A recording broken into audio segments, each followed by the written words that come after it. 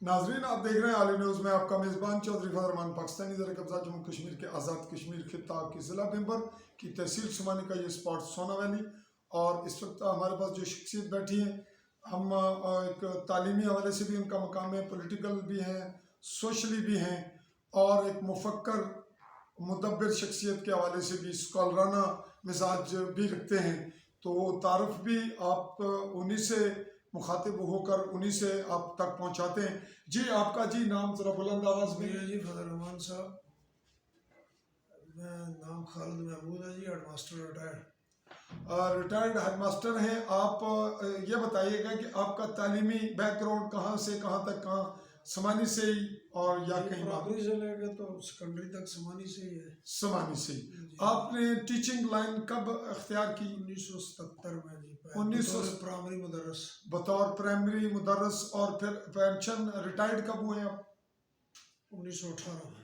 1918 میں۔ ناظرین ابھی چوتھا سال ہے، تو یہ اس پورے سیشن میں آپ کہاں کہیں سمانی سے باہر کون کون سے اسٹیشن پہ رہے؟ جی سمانی میں باہر تو ویلی سے کہیں جانے کا موقع نہیں لگا۔ نہیں، ویلی بھر میں پونا ہے، ڈنا ویلی ہیڈ ماسٹر مڈل اسکول سونا 10 سال رہا ہوں۔ یہاں بھی لوگوں کی خدمت کا موقع ملا، لوگوں نے بہت تعاون کیا، اپنی مدد آپ کے تحت بلڈنگ بنی، گراؤنڈ بنا، اور یہاں ایک تاریخ ہے ناظرین، ان کی تاریخ ہے۔ تو اس پہ چونکہ ہم الگ ایک سکول پہ جو کریں گے اس پہ بات ہوگی۔ آپ یہ بتائیے گا کہ آپ نے کہیں انتظامی امور کے حوالے سے بھی آپ کو رسپانسبلٹی ملی؟ میں صرف ہائی اسکول کا ہیڈ ماسٹر ہوں، مڈل اسکول، اس کے علاوہ انتظامی عہدہ یہی ہے میرا۔ یہی ہوتا۔ آپ کا back ground, family back ground بتائیے گا، آپ کے ابا اجداد، دادا یا وہ منگلہ ڈیم جب بنا تو وہاں سے ہجرت کر گئے، ہمیں ہجرت کرنا پڑی، اور سمانی یہاں ہم آباد ہوئے۔ ہمیں منگلہ ڈیم سے نکلنا تھا، بنا تعلق پوٹھا بینسی سے ہے۔ تو دادا کا نام بتائیں گے آپ؟ کالا خان جی، انہوں نے یہاں خریدی، زمین خریدی۔ جی میرے چاچا تھے جو صادق صاحب، وہ بڑے نامی گرامی شخصیت ہیں صادق صاحب، تو ہیڈ ماسٹر رہے، اسسٹنٹ ڈائریکٹر رہے، اسسٹنٹ ڈائریکٹر رہے۔ وہ بڑے آزاد کشمیر بھر میں معروف آدمی تھے۔ آزاد کشمیر کا پہلا شجرکاری ایوارڈ 1984 میں انہوں نے حاصل کیا۔ جس ادارے میں رہے اس کی تعمیر و ترقی میں حصہ لیا۔ اگر ہم تھوڑی بہت کچھ کر رہے ہیں تو یہ انہیں کی دی ہوئی سوچ اور فکر۔ جی جی۔ آپ کے والد صاحب کا نام؟ فضل کریم جی۔ فضل کریم۔ آپ پوٹھا بینسی سے یہاں شفٹ ہوئے، یہ بات ہمارے ناظرین کے لیے، خصوصاً سمانی ممبر بہت سے لوگوں کے لیے بالکل نئی بات ہوگی، نئی معلومات ہوگی۔ تو آپ کی پرورش پیدائش تمام یہیں ہوئی؟ جی آپ کو کلچر تمام یہی ملا؟ جی یہی ہوئی ہے جی۔ ہم پہلی کلاس سے لے کے 10ویں تک یہی مل گیا، کالج تک یہی پڑھنے کا موقع ملا جی، تدریس ہوئی۔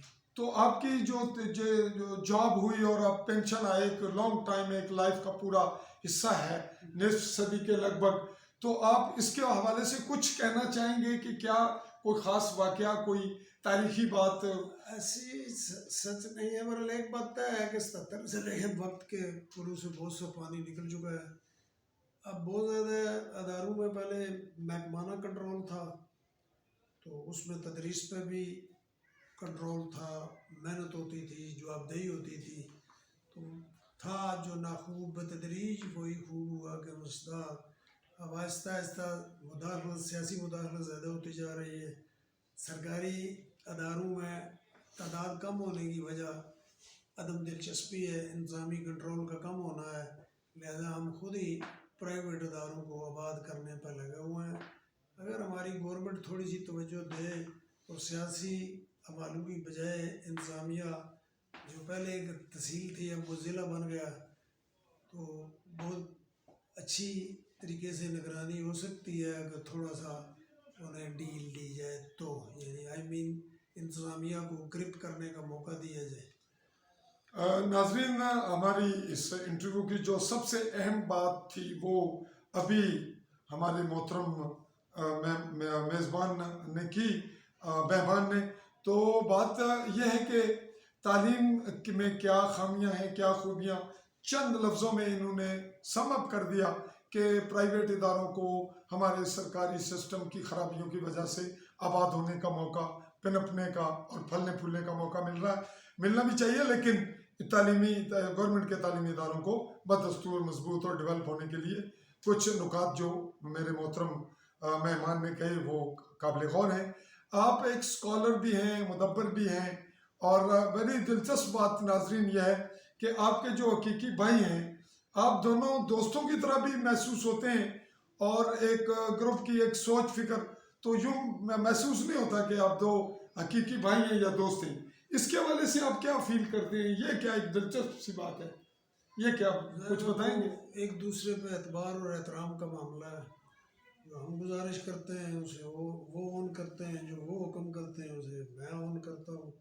ہم ایک دوسرے سے اتفاق، اتحاد اور اعتماد سے نظام چلتا ہے. آپ کی جو پینشن ریٹائرمنٹ لائف ہے ابھی چوتھے سال میں، اس کے بارے میں کیا بتائیں گے؟ اس میں کیا آپ سوشل ایکٹیویٹیز جس ادارے میں گئے، یہ پہلے بھی گزارش کر چکا ہوں کہ اس مڈل اسکول کے پورا مڈل بلاک بنا، پوری چار دیواری عوامی تعمت سے ہوئی، لوگوں نے فرنیچر فراہم کیا.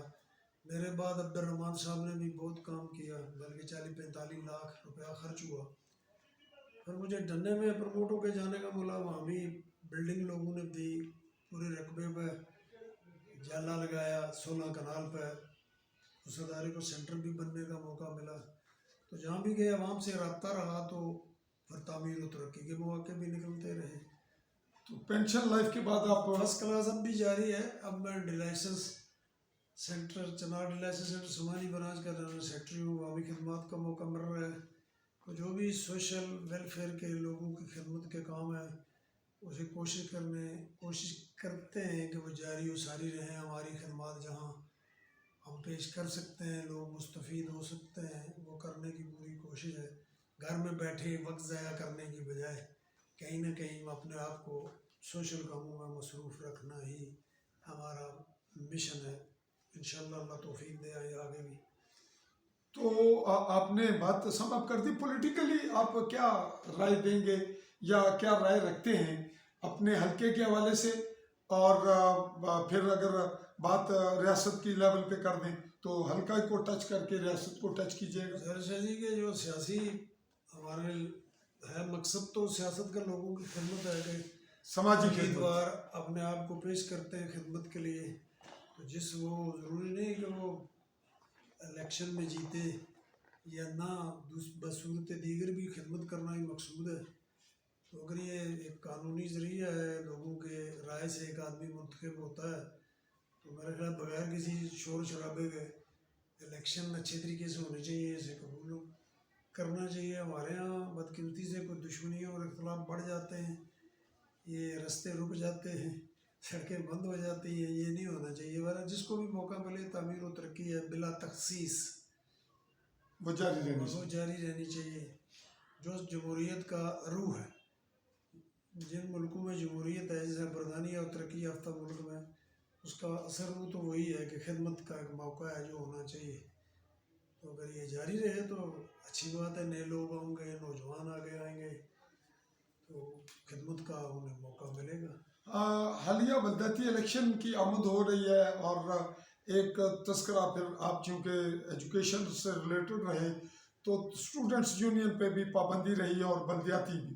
تو اس تھوڑا سا تذکرہ کیجیے گا کہ پابندی کے کیا اثرات رہے اسٹوڈنٹس یونین پر اور بلدیاتی، اور اب جو ہونے جا رہے ہیں اس پہ کیا آپ کے تاثرات ہیں؟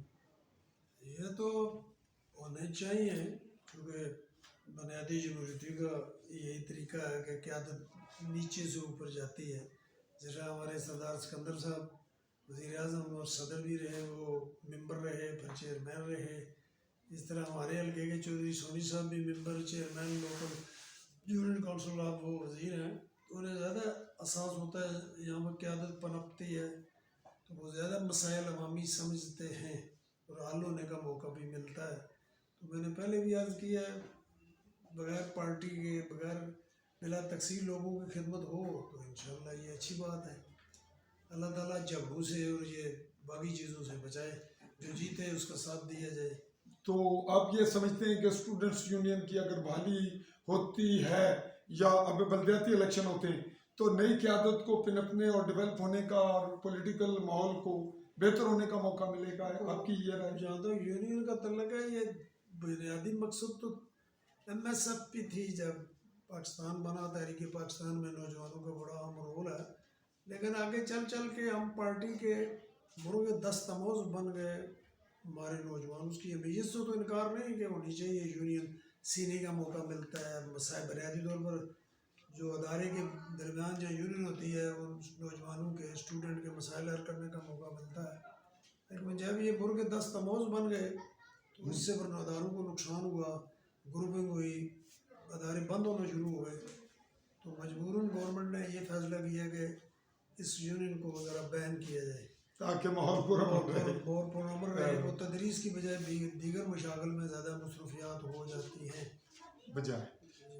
تو آپ چونکہ ہم ایک بات ضمن پہلے بھی کر چکے ہیں اس کو رپیٹ کرتے ہیں. آپ ایک انتہائی مختصراً ایک فکرے میں سم اپ کرتے ہوئے یہ بتائیے کہ جو آپ جیسے دوست جو ریٹائرڈ ہو رہے ہیں محکمہ تعلیم سے، دیگر اداروں سے، تو ان کے لیے کیا پیغام دیں گے کہ وہ گھر بیٹھیں یا لائف کو گھروں تک محدود رکھیں، یا کہ پولیٹیکل یا سماجی خدمات، اور کس طرح سے اپنے آپ کو سٹیمولیٹ رکھیں؟ ہر آدمی کے اپنے حالات ہیں، لیکن اگر وہ اب ہم ریٹائر ہو چکے ہیں، آپ کے تجربات بھی ہیں. تجربات بھی ہیں، اگر گورنمنٹ بھی کوئی ایسا بات بنائے کہ ریٹائر لوگوں سے کوئی ایسا ان سے کام لیا جا سکے تو ہمیں بلا وجہ، یعنی اگر جس کے حالات اجازت دیتے ہیں وہ باہر نکلے، سماجی خدمت میں حصہ دار بنے، اور جب تک ہے جان میں جان ہے وہ لوگوں کی خدمت کریں جس حد تک، جس شعبہ زندگی میں وہ کر سکتے ہیں. آپ نے ایک لائف گزاری اور مکمل ہی متحرک نظر آئے ہمیں. آپ کے جو تدریسی معاملات تھے وہ بھی انتہائی معیاری رہے، اور اس کے باوجود آپ کا ایک سماجی نام، آپ کی تعلیمی جو باحثیت معلم سروس تھی اس کے دوران بھی برقرار رہا. آپ کے دوستوں میں کون سی ایسی شخصیات ہیں جن کی وجہ سے آپ کو ڈیولپمنٹ، سوشلی ڈیولپمنٹ کا موقع ملا، اور جو اس وقت دنیا میں نہیں، ان کے نام بتائیے گا، شخصیات ایسی؟ ہمارے بہت سے دوست تھے جو اس وقت دنیا میں نہیں. ان میں جناب امین ندیم صاحب ہیں جو بہت چھتے استاد تھے، غیاث صاحب کے والد محترم جناب راجہ کنواز صاحب پرنسپل ڈگری کالج سمانی، وہ بھی تعمیر و ترقی کے حوالے سے کام کیا کرتے تھے. اور بھی دوست ہیں.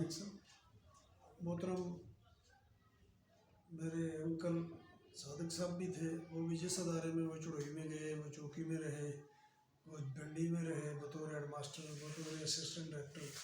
انہوں نے ادارے کو تعمیر و ترقی میں حصہ لیا اور لوگوں نے بھرپور تعاون کیا. میں نے پہلے بھی عرض کیا ہے کہ پورے آزادی میں انہوں نے شجرکاری میں وارڈ لیا، حیات خان صاحب سے چڑوئی میں شیٹ لی. یہ شیٹ و اعزاز نہیں، بات اس محنت کی ہے جسے اکنالج کیا گیا. تو آج بھی لوگ ان کے اسٹوڈنٹ ہیں، ہمیں بھی ان کے ساتھ سروس کرنے کا موقع ملا، جسے ہمیں بھی کچھ سیکھنے کا اور تربیت، نقش قدم پر چلنے کا اور تربیت کا، انہی کی تربیت ہے اگر جو ہم کر سکے، اور آج بھی وہ جو کر رہے ہیں. آپ کے ساتھ میں نے یہ تو رہا آپ کا تعلیمی. تھوڑا سا یہ بتائیے گا کہ جو لوگ ریلیٹڈ تعلیم سے نہیں تھے لیکن سوشلی آپ کے ساتھ ان شخصیات کا تعلق رہا اور آپ نے مل کر کچھ ڈیولپمنٹ کی، وہ کون سی شخصیات تھیں جو اس وقت دنیا میں نہیں، لیکن ان کے اثرات، ان کے مل کر آپ نے جو کچھ کیا اس کے آپ کے ذہن پہ نقش موجود ہیں؟ بزرگوں میں دوستوں نے ڈنڈے بھی میرے ساتھ دیا، میں چودھری منیر صاحب تھے. چودھری منیر صاحب ڈنو دنیا میں نہیں تھے. اور بھی بزرگ دوست ہیں میرے جنہوں نے ساتھ دیا. یہاں اسلم شاہین صاحب تھے، اسلم شاہین صاحب سابق ڈسٹرکٹ ایڈمنسٹریٹر. چوہر ممدالو صاحب نے ساتھ دیا، وہ تو زندہ ہیں ماشاء اللہ. اور یونس ندیم صاحب کے حوالے سے ندیم صاحب بھی وہ یہاں سونو میں میرے ساتھ انہوں نے سروس کی اور بڑے معاون ثابت ہوئے، متحرک، یعنی وہ سوشل بھی تھے اور ادبی تعلیمی حوالے سے بھی. اس وقت آپ کیا محسوس کرتے ہیں کہ اس وقت آپ کے ساتھ جو دوست ہیں ان میں کون سے ایسے دوست ہیں جن کو ہم بھی فالو کریں اور یہ دیکھیں کہ ان سے بھی کچھ سیکھا جائے, انٹرویو بھی کیا جائے اور پبلک کو بھی کچھ دیا جائے؟ ایسی کون سی شخصیات جن سے آپ اس وقت انسپائر ہیں, اس وقت متاثر ہیں؟ چل رہے ہیں سوانی میں ہم نے ایک چنار ویلفیئر ڈائلسس سینٹر ہے, اس سلسلے میں ہمارے فاروق صاحب کام کر رہے ہیں, ڈی پی آزاد صاحب ہیں, یعنی محمد حسین آزاد صاحب, رحیم صاحب, باقی احباب جو بڑھ چڑھ کے ہمارے ساتھ حصہ لے رہے ہیں. تو اس طرح ہر جگہ یہاں بھی موجود ہے. ہم نعیم اسلم صاحب تھے, بابو غلام حسین صاحب, سبور صاحب بھی تھے, یہاں تشریف لائے ہیں. باقی احباب بھی ہیں, اظہر صاحب آپ سب پیر ہیں, انہوں نے بھی بڑا ساتھ دیا میرا اس فیملی نے, یہاں بھی اور آئندہ بھی وہ دے رہے ہیں. تو انشاءاللہ ذرا سی نم ہو تو یہ مٹی بڑی زرخیز ہے ساقی, صرف لوگوں سے تعاون کی ضرورت ہے, مانگنے کی, ان کی توجہ مبذول کرانے کی, اور یہ اطمینان دلانے کی ضرورت ہے کہ آپ جو بھی تعاون مالی لحاظ سے یا جو بھی کریں گے وہ بڑی دینداری سے شفافیت کے ساتھ خرچ ہوگا, تو لوگ بہت زیادہ اعتماد کرتے ہیں. بہت زیادہ اعتماد کرتے ہیں. ڈنہ کے حاجی شریف صاحب کا نام لینا ضرور سمجھوں گا کہ وہاں پورے 3 کمرے بنانے میں اور اس کی فنشنگ میں ان کا عام کردار ہے. اس دنیا میں نہیں رہے, اس کی تمام فیملی کا شکر گزار ہوں. حاجی شریف صاحب ڈنہ سے جی اب دنیا میں نہیں, ان کی فیملی نے بہت ساتھ دیا تعمیر و ترقی میں, علاقے کی تعمیر و ڈنہ والوں نے خیر اسپتال بھی بہت بنایا ہے 2 کروڑ روپے سے, وہ اس سلسلے میں ہیں. لوگ ہر جگہ موجود ہیں, میرا یہ ایکسپیرینس ہے ذاتی بھی, تعاون کرتے ہیں. صرف انہیں یہ تسلی دلانا ضروری ہے کہ ہم جو وہ ڈونیٹ کر رہے ہیں وہ دیانتداری سے خرچ ہوگا, صحیح ہوگا. تو آپ ایک ہلکا سا, چونکہ پبلک دیکھے گی اور ان کے متعلقہ بھی ہو, انفراسٹرکچر جتنا ہمارا اس وقت ہماری لوکیلٹی میں, ہمارے حلقے میں ہے, اس پہ تھوڑی سی تنقیدی نظر ہو تاکہ اس پہ ادارے بھی توجہ کریں اور جو حساس ہماری شخصیات ہیں وہ بھی اس پہ توجہ دے کر اس پہ آواز بلند بڑا کریں. کام تو ہے گورنمنٹ کا. جی جی, سڑکیں, انفراسٹرکچر میں سڑکیں, پل آتے ہیں تو یہ بڑی ضروری ہے. اگر سڑک, بجلی تو شاید ضروری ہے, لیکن اگر کوئی نہ ہو تو بندہ جنریٹر سے یا اپنا کام چلا. سڑک بہت ضروری ہے تعمیر و ترقی کے لیے. پہلی چیز یہ بن بھی رہی ہیں, کچھ جگہ اگنور بھی ہیں ہو رہی ہیں, تو یہ سڑکیں ضرور بننی چاہیے آل یونین کونسل حلقے سے. تو یہ جدید دور کی سب سے بڑی چیز یہی ہے. تعلیمی اداروں کے لحاظ سے بھی یہ ہے کہ بلڈنگ, اس پر توجہ دینی چاہیے. اور آپ کا جو ادارہ ہے یہ اس کی ڈیولپمنٹ کی, یعنی یہ ماڈل چلا رہا ہے بہت طویل عرصہ سے. ماڈل اسکول ہے آزاد کشمیر کا, سونا مڈل اسکول بہترین اسکول ہے اور اسے اپ گریڈ ہونا چاہیے. اسے ہائی اسکول کا بار بار ذکر بھی ہوا, پر باوجود دیگر وجوہ یا توجہ کہیں دوسرے اداروں پر ہونے سے یہ اگنور ہوا. تو اگر اس کو ہائی اسکول کا درجہ دیا جائے, گرلز کو ہائر سیکنڈری کا درجہ, چونکہ پوری یونین کونسل میں کوئی کالج نہیں ہے تو یہ ہونا چاہیے کالج بھی یہاں یا ہائر سیکنڈری, اور اس کو ہائی اسکول کا درجہ دینا چاہیے. اس کی تعداد بھی معقول ہے, اور اس کی یہ پوری جغرافیائی حیثیت پورا سنگم ہے. تو بہت اچھی, بالخصوص غریب والدین کے لیے جو چوکی کا سفر کرنا, یہاں سے جانا, اور ان کو ایک سہولت میسر آئے گی. سستی تعلیم کا ایک عام ذریعہ ہوگا. آپ کشمیر کے حوالے سے کچھ کہیں گے کہ کشمیر کا متنازع اور ہم لوگ پڑھے لکھے اور اسکالر لوگ بھی موجود ہیں, تو ہم ہچکچاہٹ محسوس کرتے ہیں کچھ کہنے میں. یہ قائم رکھتے ہوئے لفاظی کو اچھے لبادے میں ہم موقف اپنا دے دیں, تو آپ اپنا موقف دیجیے گا. گزارش یہ ہے کہ ہمارا کیا موقف ہوگا. ہمارا گورنمنٹ پاکستان کا موقف تو ہے کہ کشمیر متنازع علاقہ ہے اور کشمیری کو آ کے خود ارادیت ملنا چاہیے, لیکن ہماری بے بسی, لاچارگی کا یہ عالم ہے کہ آزاد کی امیر کا 18ویں ترمیم کے تحت اپنا بورڈ ہے, اور اس بورڈ کی پہلی جماعت کی کلاس سے لے کے جناب ہائر سیکنڈری یعنی ایف اے تک سے کشمیر کا مضمون نکال دیا گیا. اب ہماری بے بسی, چونکہ ہم ڈونیشن لیتے ہیں نصاب بنانے کے لیے, اور جو قوم اپنا نصاب نہیں بنا سکتی وہ اپنی تحریک اور نظریات اور نصب العین کو کیسے جاری و ساری رکھ سکے گی. تو ہمیں اس پر توجہ دینی چاہیے. ہمارے نصاب میں ہوتا تھا کشمیر کا پورا سوال ہوتے تھے کوشچن, وہ سب نکال دیے گئے. سوائے نیلم کا کہیں ذکر ہے وہ بھی سیاحتی مقام سے. تو ہم آستہ انڈیا کا موقف قانونی نہیں ہے, بین الاقوامی طور پر کشمیر کا مسئلہ تسلیم شدہ ہے, ہم پیچھے ہٹتے جا رہے ہیں اس موقف سے. کبھی کبھار ہم ذکر کرتے ہیں, ہم 14 اگست بھی مناتے ہیں, 24 اکتوبر بھی مناتے ہیں, 5 فروری بھی مناتے ہیں, لیکن کشمیر کو کتب سے اور نصاب سے نکالتے جا رہے ہیں لیکن نئی نسل کو بھلا دے. تو لہٰذا اس پہ ہمیں ذرا غور فرمانا چاہیے کہ ہم کشمیر کے مسئلے میں کہاں کھڑے ہیں. جی ناظرین, ہمارا آخری سوال تھا اور آخری جواب بہت کربناک انداز میں آپ کے سامنے آیا, اور یہی آج کے ہمارے مہمان کے انٹرویو کی قیمتی ترین آرا تھی. اسی پہ اس تمام صورتحال کو سم اپ کرتے ہوئے عالی نیوز کے پلیٹ فارم سے AALI اسپیس دے کے نیوز آل بیل آئیکن کو کلک کیجیے گا, اور